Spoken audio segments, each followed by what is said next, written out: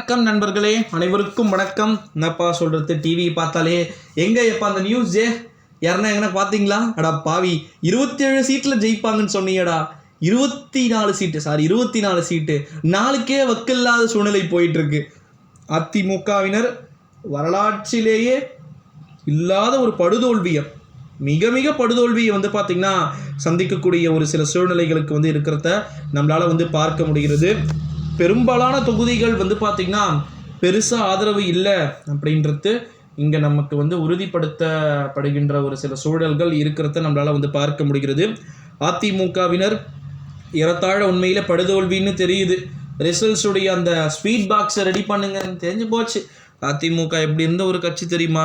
2014 இப்போ டைம் இன்றைக்கி இதுனா 2024 10 வருஷத்துக்கு முன்னாடி எப்படி இருந்தீங்க தெரியுமா? நீங்கள் சத்தியமாக சொல்கிறேன், இந்த ஜெயலலிதா இருக்கும் போது கடைசி நாடாளுமன்றத்துடைய தேர்தல் அவருக்கு தமிழகத்தில் 37 தொகுதிகளை தனித்து நின்று போட்டிட்டு வெற்றி பெற்றார். தனித்து. மோடியா லேடியான்னு கேட்டார். நீங்கள் மோடிக்கு ஓட்டு போடுங்க, பிரச்சனை இல்லை, ஓகேங்களா? என்ன கொஞ்சம் யோசிச்சு பாருங்க. ஒரு தாய்க்குத்தான் தெரியும் தன் குழந்தைகளுக்கு என்ன வேண்டும் அப்படின்னு சொல்லியிருந்தார், ஓகேங்களா? இந்த ஒரு சூழ்நிலையிலே அந்த அளவுக்கு பார்த்திங்கன்னா ரொம்ப நிறைய மாற்றங்கள் அப்படின்றது அரசியல் ரீதியாக நடந்துக்கிட்டு இருக்கிறத நம்மளால் பார்க்க முடிகிறது அப்படின்னே சொல்லலாம் நண்பர்களே.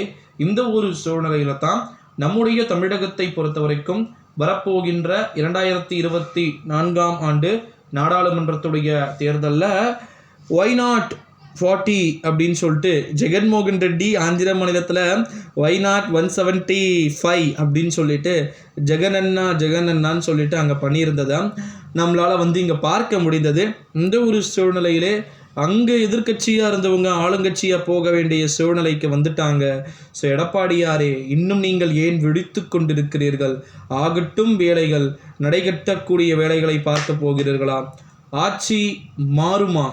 காங்கிரஸ் போடக்கூடிய கணக்கு அப்படின்னு டெல்லி மேலிடத்தில் ஒரு கணக்குகள் போடப்பட்டு கொண்டிருக்கு, ஓகேங்களா? அந்த கணக்குகள் எப்படி அப்படின்றத எல்லாமே நம்ம வெயிட் பண்ணி தான் பார்க்கணும் நண்பர்களே.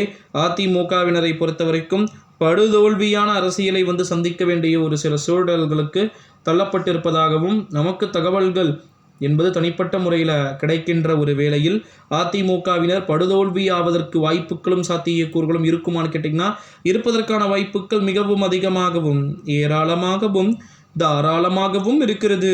நேற்று கோயிலுக்கெல்லாம் போனீங்களே, வாக்கு எண்ணிக்கை இன்னைக்கு நடை போயிட்டு இருக்கக்கூடிய ஒரு சூழ்நிலையில தான் சேலத்துடைய முத்துமலை முருகன் கோவிலில் இபிஎஸ் பார்த்திங்கன்னா சுவாமி தரிசனம்லாம் செஞ்சார்.